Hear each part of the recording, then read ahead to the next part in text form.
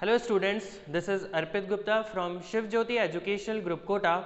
Students, I hope you all are well at your places and you are revising your previous chapters. Before starting this chapter, I request all the students to kindly open your book with chapter number 11.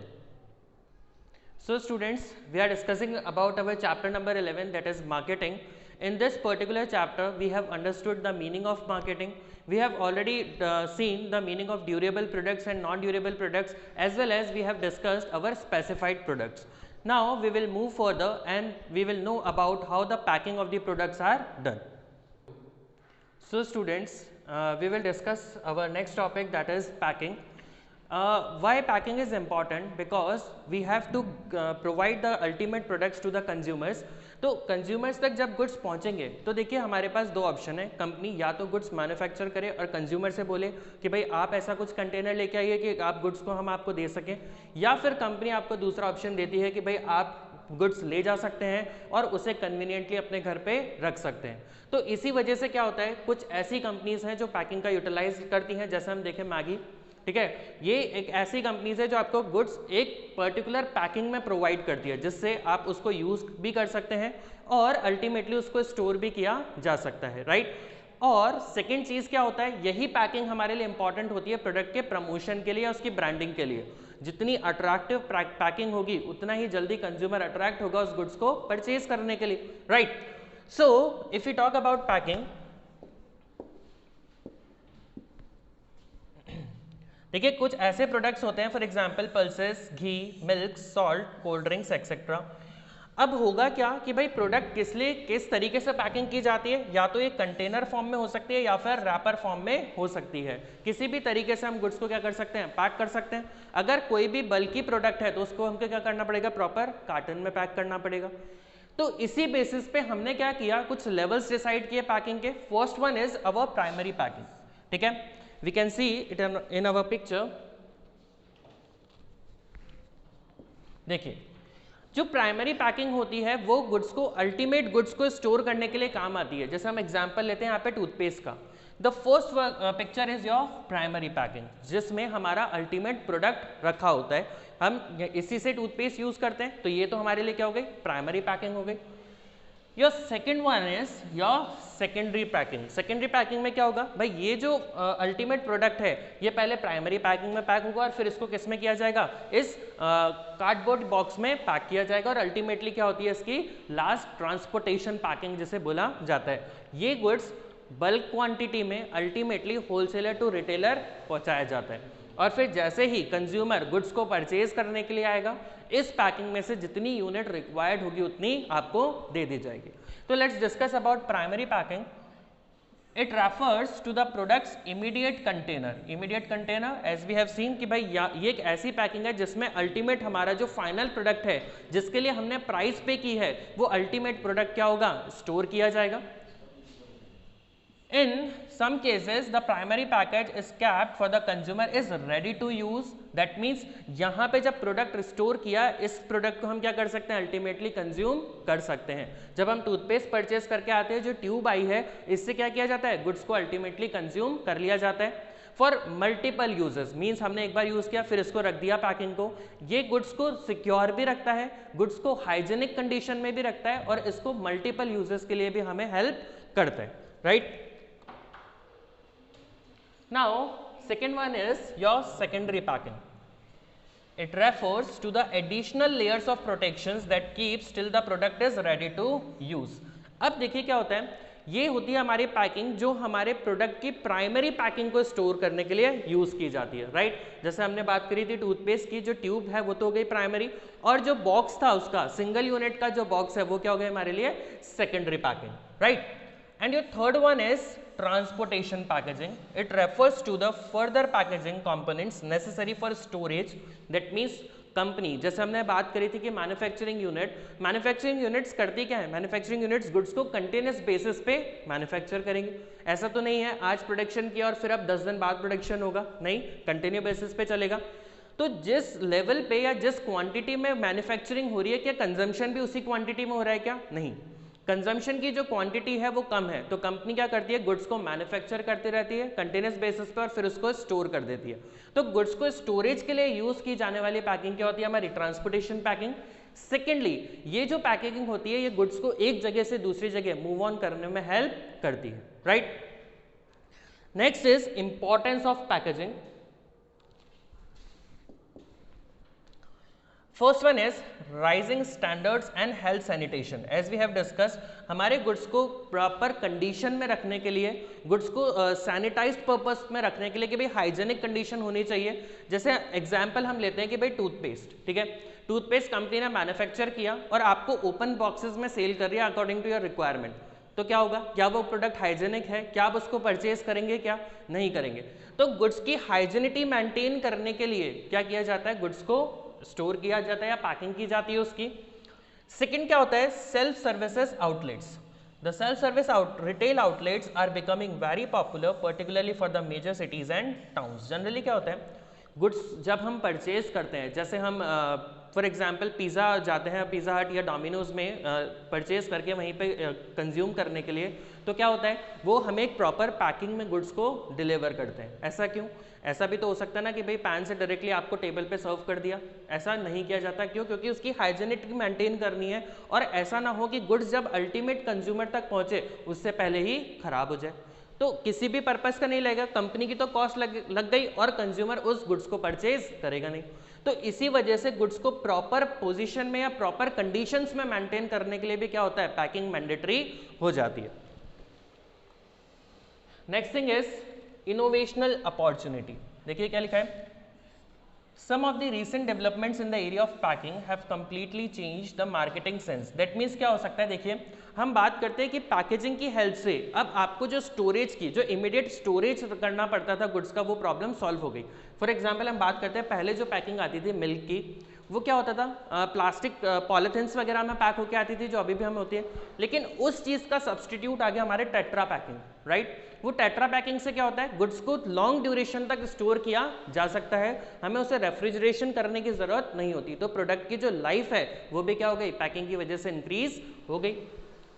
Next thing is product differentiation. This is very important कि भाई अगर किसी भी product की हम packaging कर रहे हैं तो उस प्रोडक्ट को दूसरे कॉम्पिटिटर प्रोडक्ट से डिफरेंशिएट करना हमारे लिए क्या हो जाता है, इजी हो जाता है। आज हम जितनी भी कंपनीज टूथपेस्ट मैन्युफैक्चर कर रही हैं उनको हम डिफरेंशिएट कर सकते हैं easily.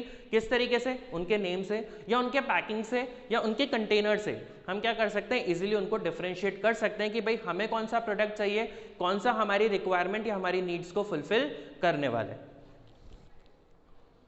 Next thing is function of packing. First thing is product identification. That means अब देखिए क्या होता है, कई ऐसे प्रोडक्ट्स होते हैं जिनको हम देख के आइडेंटिफाई कर सकते हैं। फॉर एग्जांपल हम बात करते हैं कि भाई red colour of the Colgate, ठीक है, ये पैकेजिंग काफ़ी टाइम से आ रही है, कंपनी उसके कलर कॉम्बिनेशंस को चेंज नहीं करती, या फिर अगर कुछ डिफरेंशिएट करती है तो पुराने वाले से थोड़ा मिलता जुलता रहता है, जिससे कंज्यूमर के माइंड में जो उसकी पिक्चराइजेशन सेट हो रखी है वो चेंज ना हो, राइट। और कंज्यूमर को अगर हम कोई भी चेंज करेंगे तो वो हो सकता है उस प्रोडक्ट को परचेज ना करे, हो सकता है उसके माइंड में डाउट्स क्रिएट हो जाए। Second thing is the cream jar. अब देखिए अगर हम बात करते हैं किसी भी क्रीम कंपनीज या ऐसी कंपनीज की, वो अपने कंटेनर्स को सेम ही तरीके से रखती हैं। ऐसा क्यों, क्योंकि कई बार क्या होता है कि हमारे माइंड में जो सेट हो चुका है उसको कंपनी चेंज नहीं करना चाहती, जो कस्टमर बेस हमने बना लिया, जो ट्रस्ट हमने क्रिएट किया है उस ट्रस्ट को चेंज नहीं करा चाहते। Next is product protection. ये तो हम पहले डिस्कस कर चुके हैं कि भाई प्रोडक्ट को डिफरेंशिएट करने से, डिफरेंशिएट मतलब भाई ये अब जो कंपनी है वो क्या एक ही प्रोडक्ट बना रही है क्या, नहीं, वो मल्टीपल प्रोडक्ट्स बना रही है। तो जो हमारा प्रोडक्ट है जिसे हम अल्टीमेटली सेल करना चाहते हैं, उस प्रोडक्ट को दूसरे प्रोडक्ट से डिफरेंशिएट करने के लिए भी क्या होता है, जरूरी है, और उस प्रोडक्ट को प्रोटेक्ट करने के लिए भी जरूरी है कि वो जो प्रोडक्ट है वो खराब नहीं होना चाहिए, उसका स्पॉइलेज नहीं होना चाहिए, वो किसी भी तरीके से जो यूजफुल प्रोडक्ट है वो ऐसा ना हो जाए कि कंज्यूमर अल्टीमेटली उसका बेनिफिट ना उठा पाए। तो उस प्रोडक्ट को प्रोटेक्ट करने के लिए भी क्या होता है, हमारे लिए पैकिंग जरूरी हो जाती है। Now the third one is facilitating the use of product. देखिए जैसे हमने बात करी थी हमारे टूथपेस्ट की, तो देखिए टूथपेस्ट में क्या हुआ था कि भाई हमने क्या किया, वो जो प्रोडक्ट है उसको ट्यूब में रख दिया। अब देखिए अगर वो उस ट्यूब में पैक ना होता और आपके सामने ओपनली रखा होता, ठीक है, तो क्या आप उसे यूज कर पाते? क्या नहीं कर पाते, क्योंकि वो प्रोडक्ट ओपन में है और because of the environmental conditions हो सकता है उसकी जो क्वालिटी है वो क्या हो जाती, डिटोरिएट हो जाती, वो क्वालिटी खराब हो जाती। तो उससे क्या होता, वो प्रोडक्ट मेरे लिए एक बार या दो बार यूज करने के लिए तो सही था, लेकिन उसको अगर मैं लॉन्ग ड्यूरेशन के लिए यूज करना चाहता हूँ तो उसकी हाइजीनिटी मेंटेन नहीं रह पाती। तो वो सारी चीज़ों के लिए क्या हो जाता है, प्रोडक्ट को रखने के लिए या उसको मल्टीपल टाइम यूज करने के लिए हमारे लिए वो पैकिंग इजी हो जाती है, उस पैकिंग से हम उसे मल्टीपल टाइम यूज कर सकते हैं। नेक्स्ट, प्रोडक्ट के प्रमोशन के लिए, देखिए प्रमोशन मतलब उसके एडवर्टीजमेंट। जब हम उसका एडवर्टीजमेंट करेंगे प्रोडक्ट का तो क्या करा जाएगा, उसी पैकिंग में एडवर्टाइज किया जाता है उसे, ठीक है। अब होगा क्या कि भाई जब हम उसको एडवर्टीजमेंट कर रहे हैं प्रोडक्ट का तो कंज्यूमर ने उसकी पैकिंग देखी, प्रोडक्ट क्या है वो तो कंज्यूमर को यूज करने के बाद पता चलने वाला है ना, लेकिन फर्स्टली कंज्यूमर किस पे अटेंशन देता है, उसकी पैकिंग पे। अगर वो प्रोडक्ट आपका परचेस कर रहा है तो वो क्या कंपेयर करेगा कि भाई एडवर्टीजमेंट पे मैंने कैसा प्रोडक्ट देखा था और फिजिकली मेरे को वही प्रोडक्ट अवेलेबल होना चाहिए, उसी तरीके का उसी तरीके से दिखने वाला प्रोडक्ट होना चाहिए, तभी वो प्रोडक्ट को परचेस करेगा, नहीं तो नहीं करेगा। Now the next thing is labelling. As we know, labeling includes all the information related to the product। देखिए लेबलिंग में होता क्या क्या है, लेबलिंग की अगर बात करें तो उसकी मैन्युफैक्चरिंग किस कंपनी ने की है, उस प्रोडक्ट में क्या क्या इंग्रेडिएंट्स यूज किए गए हैं, सेकेंड उसकी एक्सपायरी डेट क्या है, उसकी MRP क्या है, वो उस प्रोडक्ट से रिलेटेड सारी डिटेल्स किसके अंदर लिखी रहती है, लेबलिंग के अंदर लिखी रहती है। तो जब हम एडवर्टीजमेंट देते हैं प्रोडक्ट का तो उस प्रोडक्ट के बारे में सारी इंफॉर्मेशन देते हैं और कंज्यूमर भी उसी इंफॉर्मेशन को पढ़कर प्रोडक्ट को परचेज करता है। हमें कैसे पता चलेगा कि भाई प्रोडक्ट एक्सपायर्ड है या नहीं, या प्रोडक्ट फ्रेश है अभी अभी मैन्युफैक्चर हुआ है, उसकी लेबलिंग देखकर, ठीक है, क्योंकि लेबलिंग में वो सारी चीजें लिखी होंगी, उसकी डेट ऑफ मैन्युफैक्चरिंग से लेकर उसकी डेट ऑफ एक्सपायरी तक, और कौन सी कंपनी उसे मैन्युफैक्चर कर रही है, किस कंपनी का वो प्रोडक्ट है, और अल्टीमेटली क्या क्या इंग्रेडिएंट्स उस प्रोडक्ट में यूज किए गए हैं, right. Okay, now there are various functions which are performed under the labeling। the first thing is describes the product and specifies contents। देखिए क्या है कि अभी हमने जो बात डिस्कस करी कि लेबलिंग में क्या लिखा रहता है, उस प्रोडक्ट को मैन्युफैक्चर करने के लिए कौन कौन से कंटेंट्स यूज किए गए हैं, ठीक है, कौन कौन से प्रोडक्ट्स उस अल्टीमेट फाइनल थिंग को बनाने के लिए यूज किए गए हैं वो उसमें मेंशन होता है, किस किस क्वांटिटी में क्या क्या चीजें यूज की गई हैं वो मेंशन होता है। तो देखिए अगर हम बात करते हैं किसी भी कंपनी का एग्जांपल, हम टी का एग्जांपल ले रहे हैं तो उसमें क्या क्या मेंशन हो सकता है। फर्स्ट थिंग इज वो प्रोडक्ट सर्टिफाइड है या नहीं है। फर्स्ट थिंग, जो प्रोडक्ट है सर्टिफाइड कब होगा, जब वो गवर्नमेंट के क्वालिटी स्टैंडर्ड्स को फुलफिल करेगा, ठीक है, गवर्नमेंट लेबोरेटरी में वो प्रोडक्ट टेस्ट हुआ होगा और उसकी स्टैंडर्ड्स क्वालिटी को मेंटेन करेगा या उसको क्वालिटी को फुलफिल करेगा, तभी आपको ये स्टैंडर्ड सर्टिफिकेट दिए जाएंगे। सेकेंड थिंग इज किस कंपनी ने उसको मैन्युफैक्चर किया है, that means brand name of the product, जो हमने लास्ट क्लास में डिस्कस किया था ब्रांडिंग, तो कौन सी कंपनी ने ये प्रोडक्ट मैन्युफैक्चर किया है वो भी उसमें लिखा होगा, उस कंपनी का नाम। नेक्स्ट थिंग इज वो प्रोडक्ट आपको कैसे बेनिफिट या कैसे रिलीफ दे सकता है, दैट मीन्स उस प्रोडक्ट के क्या क्या एडवांटेजेस हैं वो भी वहां पे मेंशन होंगे। तो इसका मतलब उस प्रोडक्ट से रिलेटेड सारी डिटेल्स हमने क्या कर दी, मेंशन कर दी। अब कंज्यूमर उन डिटेल्स को पढ़ेगा और डिटेल्स पढ़ने के बाद वो डिसाइड कर सकता है कि भाई अल्टीमेट प्रोडक्ट मेरे काम का है या फिर मेरे लिए यूजफुल है या नहीं है, right. Okay, the second point is identification of the product और ब्रांड। देखिए क्या होता है, the brand name of any product says biscuits and potato chips imprinted on its package help to identify from the number of packages। that means क्या है कि जब हम गुड्स परचेज करने जाएंगे तो हमारे सामने बहुत सारे कॉम्पिटिटर्स प्रोडक्ट होंगे। ओके, सो अब बात करते हैं किसकी कि भाई प्रोडक्ट के आइडेंटिफिकेशन की। तो जनरली होगा क्या, उस प्रोडक्ट को हम कैसे आइडेंटिफाई करेंगे, कैसे कंपटीटर प्रोडक्ट से डिफरेंशिएट किया जा सकता है उस प्रोडक्ट को, तो कुछ ना कुछ तो डिफरेंशिएट क्वालिटी होनी चाहिए, कुछ ना कुछ तो ऐसा उस प्रोडक्ट के अंदर होना चाहिए कि हम उसको कंपटीटर प्रोडक्ट से क्या कर पाए, डिफरेंशिएट कर पाए। दूसरी चीज क्या लिखा होगा, name and address of the manufacturer. देखिए क्या है किस कंपनी ने मैन्युफैक्चर किया है उस कंपनी का रजिस्टर्ड एड्रेस वहां पे मेंशन होगा। Next, what is the maximum retail price, जैसे हम एमआरपी भी कहते हैं कि भाई हमें कितनी प्राइस पे करनी है उस प्रोडक्ट को परचेज करने के लिए। जब आप पैकेजिंग देखेंगे तो उसमें मैक्सिमम रिटेल प्राइस या फिर एमआरपी लिखी रहती है, जिसमें सारी चीजें इंक्लूड होती हैं, उसकी कॉस्ट ऑफ मैन्युफैक्चरिंग, मैन्युफैक्चरर का प्रॉफिट, जो भी टैक्सेस उसके ऊपर लग रहे हैं, वो सारी चीजें इंक्लूड करके क्या डिसाइड की जाती है, मैक्सिमम रिटेल प्राइस डिसाइड की जाती है। और उसका batch number, batch number means that is a serial number. जब कंपनी गुड्स मैन्युफैक्चर करती है तो उस एक सीरियल नंबर अलॉट होता है कि भाई इस ड्यूरेशन में ये प्रोडक्ट मैन्युफैक्चरिंग यूनिट से डिस्पैच हुआ था, तो वो बैच नंबर भी आपको वहां पे देखने के लिए मिल जाएगा। Okay, the next thing is grading of the product. देखिए ये चीज हमने पहले भी बात करी थी, प्रोडक्ट की क्वालिटी के अकॉर्डिंग प्रोडक्ट को क्या किया जाता है, कैटेगराइज किया जाता है या ग्रेडिंग की जाती है उस प्रोडक्ट की, कि ये प्रोडक्ट बहुत एक्सपोर्ट क्वालिटी का है, बहुत अच्छी क्वालिटी का है, ये उससे थोड़ा सा इंफीरियर क्वालिटी का है, और ये बिल्कुल इंफीरियर क्वालिटी का है। That means product category A, product category B and product category C. तो बेसिकली होगा क्या कि भाई अगर हम बात करें क्वालिटी के तो बहुत सारी चीजें मैटर करती हैं। उस प्रोडक्ट की प्राइस, ठीक है, अगर अच्छी क्वालिटी का प्रोडक्ट है, बहुत फाइन प्रोडक्ट हम बात करें जैसे ड्राई फ्रूट्स में जो ग्रेडिंग की जाती है, तो जो सबसे अच्छी ब्रीड का या अच्छी क्वालिटी का प्रोडक्ट होगा उसकी प्राइस भी क्या होगी, ज़्यादा होगी। और अगर उसकी ब्रीड अच्छी नहीं है या क्वालिटी अच्छी नहीं है या थोड़ा सा टूटा फूटा सा प्रोडक्ट है तो उसकी प्राइस भी क्या हो जाएगी, कम हो जाएगी। तो देखिए sometimes the marketers assign different grades to indicate different features and quality of the product। ठीक है, होता क्या है कि भाई अगर क्वालिटी, आज हम बात करें कि बहुत रेप्यूटेड कंपनी के हम प्रोडक्ट खरीद रहे हैं, हम कार खरीदने गए और फरारी परचेस करके आए, तो फरारी हमसे प्राइस बहुत ज़्यादा चार्ज करती है। क्यों? क्योंकि उनके पास जितने भी जो मैन्युफैक्चरिंग आई है पहली चीज़ उस कार की वो बहुत ज़्यादा है, राइट। दूसरा, जो कस्टमर है वो प्रीमियम सेगमेंट का है, उनको प्राइस से रिलेटेड नहीं है, जो लिविश लाइफ स्पेंड करना चाहते हैं उनके लिए वो प्रोडक्ट बनाया गया है, तो डेफिनेटली प्राइस क्या होगी, ज़्यादा होगी। और अगर हम उसी कार को कंपेयर करते हैं मारुति 800 से, तो वो क्या है, वो एक लोअर सेगमेंट या मिडिल क्लास सेगमेंट के लिए प्रोडक्ट बनाया गया है, तो उसकी प्राइस भी क्या हो जाएगी, डिफरेंशिएट हो जाएगी।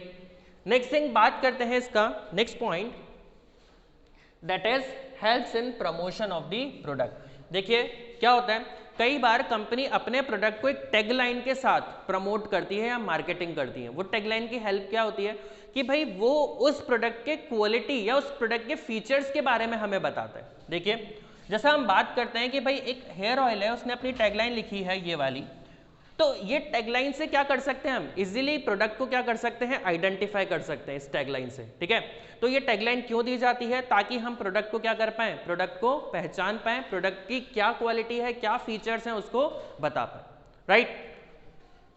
Next thing is providing information required. देखिए कई बार क्या होता है कि हमारा जो लॉ प्रिवेलिंग होता है, जैसे इंडिया की बात किया जाए तो इंडियन कॉन्स्टिट्यूशन जो है वो हमें कुछ लॉ बताता है प्रोडक्ट सेल करने के लिए। फॉर एग्जाम्पल हमारे इंडियन कॉन्ट्रैक्ट एक्ट है वो एप्लीकेबल होता है, सेल्स ऑफ गुड्स एक्ट है वो एप्लीकेबल होते हैं। तो कई बार लॉ मैंडेटरी करता है कि भाई आपको अपने प्रोडक्ट के बारे में बताना होता है। जैसे हम बात करें कोई भी ऐसे अल्कोहलिक प्रोडक्ट हम कंज्यूम कर रहे हैं तो उस पर लिखा रहता है it is injurious for your life. Next, जैसे हम कोई भी ऐसी चीज फॉर एग्जांपल सिगरेट, पान मसाला, ऐसी चीजें कोई भी कंज्यूम कर रहे हैं तो ये क्या हो सकता है, हमारी लाइफ पे एडवर्स इफेक्ट कर सकता है, हमारी हेल्थ पे एडवर्स इफेक्ट कर सकता है। तो ये प्रिकॉशंस हमें क्या करने पड़ते हैं, प्रोडक्ट के ऊपर मेंशन करने पड़ते हैं, right. Next thing is pricing. Okay, now what is the meaning of pricing? It is the consideration which is paid for buying the products. That means जो product बनने के टाइम उसकी cost I including the profit and the taxes which is charging by the government is the price of that particular product. ठीक है, तो होगा क्या कि भाई प्राइस कैसे डिसाइड की जाएगी वो हम बात कर चुके हैं, लेकिन प्राइसिंग की इंपॉर्टेंस क्या है। देखिए क्या होता है कि भाई हम बात करते हैं जो प्रोडक्ट्स मार्केट में अवेलेबल हैं वो प्रोडक्ट्स की प्राइसिंग रखी जाती है और उसी प्राइजेस से हम क्या कर सकते हैं, ये डिसाइड करते हैं कि प्रोडक्ट हमें परचेज करना है या नहीं करना। ठीक है। तो कॉम्पिटिटर्स क्या करते हैं, जनरली प्राइजेस को रखते हैं और जो प्राइजेस होती है वो बिल्कुल मैचिंग होती है, ठीक है, क्योंकि अगर आपने बहुत ज्यादा प्राइस रख दी किसी प्रोडक्ट की तो वैसे जो बायर है वो परचेज नहीं करेगा, राइट। बहुत कम प्राइस रख दी आपकी तो आप अपना प्रॉफिट मार्जिन ज्यादा नहीं रख पाओगे। तो आपको करना क्या है, प्रोडक्ट की प्राइस जब आप डिसाइड कर रहे हो तो आपको ये देखना है कि भाई मेरी जो कॉस्ट है इंक्लूडिंग माय प्रॉफिट वो भी रिकवर हो जाए और मेरी प्राइस इतनी ज्यादा भी ना हो कि भाई कॉम्पिटिटर उसका एडवांटेज ले जाए, ठीक है। मेरा प्रोडक्ट इतना भी ज्यादा कॉस्टली नहीं हो जाना चाहिए कि कंज्यूमर उसको परचेज ही ना करे। तो देखिए कुछ फैक्टर्स हैं। सबसे पहले हम बात करते हैं प्रोडक्ट की कॉस्ट। क्या लिखा हुआ है इसके अंदर, this includes the cost of producing, that means जो मैन्युफैक्चरिंग करने की कॉस्ट आई है, cost of distributing, that means जब प्रोडक्ट अल्टीमेटली मैन्युफैक्चरर से कंज्यूमर तक पहुंचा तो अलग अलग लोगों के पास गया होगा। फर्स्टली गुड्स होलसेलर के पास गया, होलसेलर से रिटेलर के पास गया, रिटेलर से अल्टीमेटली कंज्यूमर तक पहुंचा।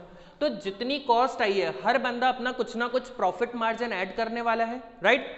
तो अब क्या होगा कि भाई जो मैन्युफैक्चरिंग की प्राइस है उसमें जुड़ गया होलसेलर का प्रॉफिट, उसमें ऐड हो गया रिटेलर का प्रॉफिट और अल्टीमेटली जो प्राइस पे करनी है वो किसको पे करनी है, कंज्यूमर को। Next thing is selling the product, that means अब क्या होगा, इन सारी एक्टिविटीज के साथ साथ मुझे क्या करना है, एडवर्टाइज करना है, अपने प्रोडक्ट को प्रमोट करना है। तो जो खर्चा हुआ एडवर्टीजमेंट में, जो खर्चा हुआ सेल्स प्रमोशन में, जो अलग अलग मीडिया के थ्रू मैंने एडवर्टीजमेंट दिया तो उसका एक्सपेंसेस भी क्या जुड़ने वाला है, मेरी कॉस्ट के अंदर इंक्लूड होगा। Next thing is generally all marketing firms strive to cover all their cost at least in the long run, that means अब जो प्रोडक्ट की कॉस्ट आई है, जो मैन्युफैक्चरिंग कॉस्ट लगी है, क्या वो मैन्युफैक्चरर बियर करने वाला है क्या, नहीं, वो प्राइस रिकवर करेगा कंज्यूमर से, ठीक है। जितने ज्यादा प्रोडक्ट सेल होंगे मार्केट के अंदर उतनी ज्यादा पर यूनिट प्राइस क्या होगी, कंज्यूमर में डिस्ट्रीब्यूट कर दी जाएगी, राइट। अब देखिए हमने कॉस्ट की अगर बात की है तो कॉस्ट को हम बेसिकली 3 पार्ट्स में कैटेगराइज करते हैं। First one is your fixed cost, second one is your semi variable cost and third one is your variable cost, ठीक है। फिक्स्ड कॉस्ट की अगर बात करें, फिक्स्ड कॉस्ट वो कॉस्ट होती है कि इररिस्पेक्टिव टू योर प्रोडक्शन वो आपको पे करनी ही है। फॉर एग्जांपल एम्प्लॉयज की सैलरी, बिल्डिंग रेंट, तो ये सारे एक्सपेंसेस चाहे आप प्रोडक्शन कर रहे हैं या नहीं कर रहे आपको पे करनी ही पड़ेगी। इनके बिना आप अपनी प्रोडक्शन एक्टिविटीज को कैरी फॉरवर्ड नहीं कर सकते। Next thing is your semi variable cost. तो ये सेमी वेरिएबल कॉस्ट की बात करें तो ये क्या होता है, कुछ रिस्पेक्ट तक तो फिक्स्ड होती हैं और कुछ वेरिएबल्स, दोनों के फैक्टर्स इसके अंदर इंक्लूड होते हैं। कैसे, जैसे मैंने बोला कि भाई अगर आप किसी भी अपने जितने भी मार्केटिंग पर्सन थे उनको बोल दिया अगर आप 1000 यूनिट्स तक सेल करते हो तो आपको सैलरी मिलेगी, ठीक है, तो ये तो क्या हो गया, फिक्स्ड। लेकिन अगर आप 1000 यूनिट से ज्यादा सेल करते हो तो आपको सैलरी तो मिलेगी ही मिलेगी, साथ में आपको क्या मिलेगा, कमीशन भी मिलेगा हर प्रोडक्ट का, फॉर एग्जाम्पल 5%। तो ये क्या हो गया, 1000 प्रोडक्ट तक तो जो मेरी कॉस्ट लग रही थी वो तो फिक्स्ड हो गई और उसके बाद जो ये कमीशन मेरे को पे करना है ये किसके अंदर इंक्लूड हो गया, वेरिएबल कॉस्ट के अंदर। तो दोनों के ही फीचर्स इंक्लूड हो गए, वेरिएबल के भी और फिक्स्ड के भी। नेक्स्ट हम बात करते हैं वेरिएबल। वेरिएबल कॉस्ट क्या होती है, ऐसी कॉस्ट जो चेंज होती रहती है मेरी प्रोडक्शन के साथ। जैसे मेरी प्रोडक्शन यूनिट्स जैसे इंक्रीज होगी वैसे मेरे को रॉ मटेरियल की ज़्यादा रिक्वायरमेंट पड़ेगी, ठीक है, मेरे को एक्स्ट्रा स्पेस लेना पड़ेगा, जगह लेनी पड़ेगी। तो जो मेरे प्रोडक्शन के साथ साथ इंक्रीज होती जाती है वो चीज़ क्या होती है, वेरिएबल, जिसका नेचर फिक्स नहीं होता है। Okay, next thing is the utility of demand. देखिए क्या लिखा है, while the product's cost sets the lower limits of the price, the utility provided by the product and intensity of the buyer। देखिए generally क्या है, price कैसे decide होती है कि कंज्यूमर उस प्रोडक्ट के लिए कितनी मैक्सिमम प्राइस पे कर सकता है, ठीक है। मतलब क्या हो गया कि अगर मैंने कोई पेन बनाया, फॉर एग्जांपल मैं इस बात करता हूँ इस पेन की, फॉर एग्जांपल हम इसी का ले लेते हैं, तो होगा क्या कि भाई इस पेन की मेरे को प्राइस पता लगे कि कंज्यूमर इसके लिए मेरे को 10 रुपीज से ज़्यादा पे नहीं कर सकता, राइट। तो ये क्या हो गई, अब मैं चाहकर भी इससे ज़्यादा अगर प्राइस रखूंगा तो कंज्यूमर की डिमांड या मेरी जो प्रोडक्ट की डिमांड है मार्केट में वो क्या हो जाएगी, कम हो जाएगी। वही पर्सन परचेज करेगा जिसको बहुत ज़्यादा नीड होगी या फिर जिसको लगता है कि यार मुझे हर हालत में प्रोडक्ट चाहिए ही चाहिए, मैं इसके लिए ज़्यादा प्राइस भी पे कर सकता हूँ। लेकिन अगर मेरे को मार्केट में ज़्यादा से ज़्यादा कंज्यूमर कैप्चर करने तो पहले ये देखना पड़ेगा कि भाई इस पर्टिकुलर प्रोडक्ट के लिए क्या मैक्सिमम प्राइस हो सकती है, कितनी मैक्सिमम प्राइस में कंज्यूमर से रिकवर कर सकता हूँ। Right. Next thing is extent of competition. देखिए क्या होता है, between the lower limits and the upper limits where would be the price settle down, this is affected by the nature और डिग्री ऑफ द कंपटीशन। देखिए कई बार price का क्या होता है, जो कॉम्पिटिटर्स होते हैं मार्केट में उसके हिसाब से भी रखनी पड़ती है। इसको हम एग्जाम्पल से लेते हैं। फॉर एग्जाम्पल यहाँ पे दो मैन्युफैक्चरर हैं या दो रिटेलर्स हैं और सेम ही टाइप के प्रोडक्ट में डील कर रहे हैं, राइट। अब देखिए जो ये पर्टिकुलर पर्सन है इसने प्रोडक्ट की प्राइस रखी हुई है 500, ठीक है। अब अगर मैं प्राइस इससे ज्यादा रखता हूं 550, तो क्या होगा, कंज्यूमर डेफिनेटली बात है कंपेयर करेगा दोनों प्रोडक्ट को और परचेस किससे कर लेगा, ए से कर लेगा।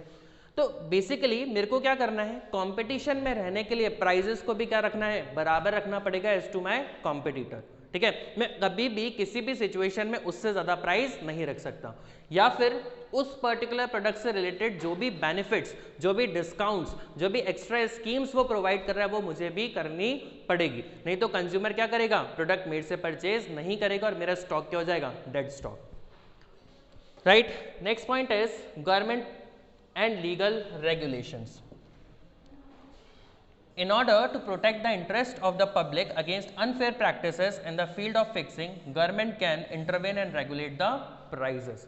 देखिए क्या होता है, कई बार नेसेसरी गुड्स की बात आ जाती है। तो नेसेसरी गुड्स क्या होते हैं, ऐसे गुड्स जो हर बंदा परचेज करेगा, ठीक है। तो जैसे हम बात करते हैं फॉर एग्जांपल सॉल्ट, ठीक है। तो इन टाइप के प्रोडक्ट्स की प्राइस क्या करते हैं, गवर्नमेंट डिसाइड कर लेती है कि भाई आप किसी भी कंडीशन में हम आपको बेनिफिट्स दे देंगे, रिबेट्स दे देंगे, लेकिन जो आपकी मैक्सिमम प्राइस होगी वो इस प्राइस से जो भी डिसाइड की, फॉर एग्जांपल मैंने डिसाइड कर दी 20, इस प्राइस से कभी भी ज़्यादा नहीं होगी। तो अब क्या होगा कि कंपनी इस प्राइस पे ही अपने प्रोडक्ट को सेल करेगी। क्यों ये प्राइस डिसाइड की गई, इस वजह से कि चाहे कोई भी पर्सन हो, चाहे वो पुअर हो, मिडिल लेवल हो या फिर हाई अर्निंग कैपेसिटी वाला बंदा, कोई भी पर्सन हो, वो इस प्रोडक्ट को इजीली परचेज कर पाए, उनकी रीच तक ये प्रोडक्ट अवेलेबल हो पाए। तो जनरली क्या होता है, कई बार गवर्नमेंट को लगता है कि भाई ये प्रोडक्ट सब तक पहुंचना चाहिए, नेसेसिटी प्रोडक्ट है, तो इसकी प्राइस कौन डिसाइड कर लेती है, गवर्नमेंट डिसाइड कर लेती है, और फिर मैन्युफैक्चरर को इसी प्राइस पे क्या करना पड़ता है, गुड्स को सेल करना पड़ता है। Next thing is pricing objectives. Okay, pricing objectives are the another important factors affecting fixation of prices. Generally, the objective is stated to maximize the profits. देखिए जो प्राइस रखी गई है प्रोडक्ट की, उसमें मेरा जो मेन ऑब्जेक्टिव है वो भी पूरा होना चाहिए। ऐसा नहीं है कि कंपटीशन में आने की वजह से या किसी भी अदर फैक्टर्स की वजह से मैंने प्रोडक्ट को ऑन कॉस्ट सेल करना स्टार्ट कर दिया या फिर लॉस में सेल करना स्टार्ट कर दिया। मेरे को कंज्यूमर बनाने थे, कॉस्ट आ रही 100 रुपीज़, मैं 80 रुपीज़ में सेल कर रहा हूँ, तो उससे क्या होगा कि भाई मेरा जो ऑब्जेक्टिव है बिजनेस का वो पूरा ही नहीं हो पाएगा। जो प्रॉफिट मेरे को मिलना चाहिए था वो प्रॉफिट में अचीव ही नहीं कर पाऊंगा। तो बेसिकली जब आप कोई भी पॉलिसीज डिसाइड कर रहे हो या कोई भी चीज़ आप डिसाइड कर रहे हो, प्राइसिंग डिसाइड कर रहे हो अपने प्रोडक्ट की, तो आपको ये देखना है कि आपके प्रॉफिट मार्जिन पे कोई इंपैक्ट नहीं पड़ना चाहिए, या मिनिमम प्रॉफिट तो आप अर्न करो ही सही, क्योंकि बिजनेस कर रहे हो तो प्रॉफिट होना चाहिए, तभी आप अपने बिजनेस को कैरी फॉरवर्ड कर पाओगे, तभी आप कैपिटल अरेंज कर पाओगे, राइट। ओके, देखिए अब प्रॉफिट के साथ साथ और भी क्या प्राइसिंग ऑब्जेक्टिव्स हो सकते हैं। सबसे पहले obtaining market leadership, that means if a firm objective is to obtain larger share of market, it will keep the price of the products at lower level so that greater number of people can be attracted. देखिए क्या है, एक product market में कैसे अपनी holding रख सकता है। फर्स्ट थिंग, उसकी क्वालिटी अच्छी होनी चाहिए। सेकंड, उसकी प्राइस इस तरीके से डिसाइड हो कि भाई कंज्यूमर उसको पे करने के लिए तैयार हो जाए, दैट मीन्स उसके बजट में होना चाहिए, राइट। आज हम बात करते हैं कार सेगमेंट की, तो जो लग्जूरियस कार्स होती है या जो स्पोर्ट्स कार होती है उनके कंज्यूमर कंपैरेटिवली कम होते हैं, ठीक है। और हम बात करते हैं मिडिल सेगमेंट की या नॉर्मल कार्स की, उसके कंज्यूमर ज्यादा होते हैं। क्यों?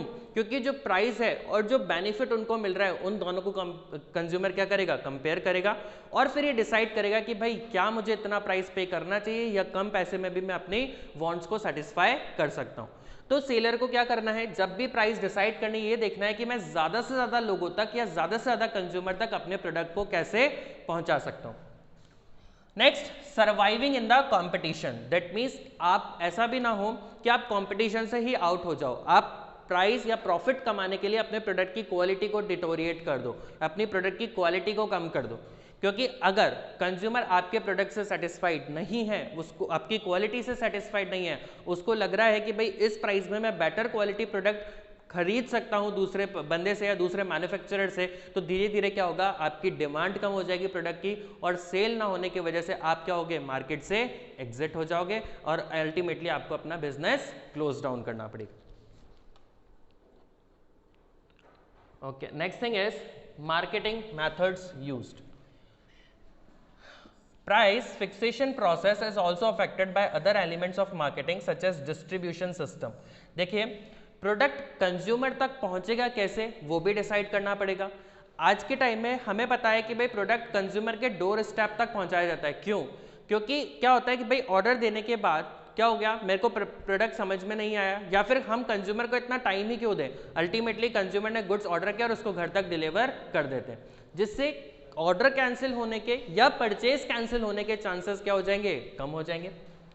Next thing is quality of the salesmans employed. देखिए, जो मेरी सेल्स है वो अल्टीमेटली डिपेंड किस पे करेगी, सेल्स पर्सन से। अगर उसके पास इतनी एफिशिएंसी है कि वो प्रोडक्ट को सेल कर सकता है, दैट मीन्स कंज्यूमर को कैसे वो एग्री कर सकता है प्रोडक्ट परचेज करने में, उसी पे डिपेंड करती है मेरी सेल। अगर वो एग्री कर पाता है तो क्या होगा, मेरा प्रोडक्ट सेल हो जाएगा, और अगर वो ज़्यादा इंटरेस्ट नहीं दिखाता, वो बोलते हैं चलो ठीक है सेल हुआ तो हुआ, नहीं हुआ तो नहीं हुआ, तो उसमें क्या होगा, मेरी सेल्स की जो यूनिट है वो ऑटोमेटिकली क्या हो जाएगी, डिक्रीज हो जाएगी।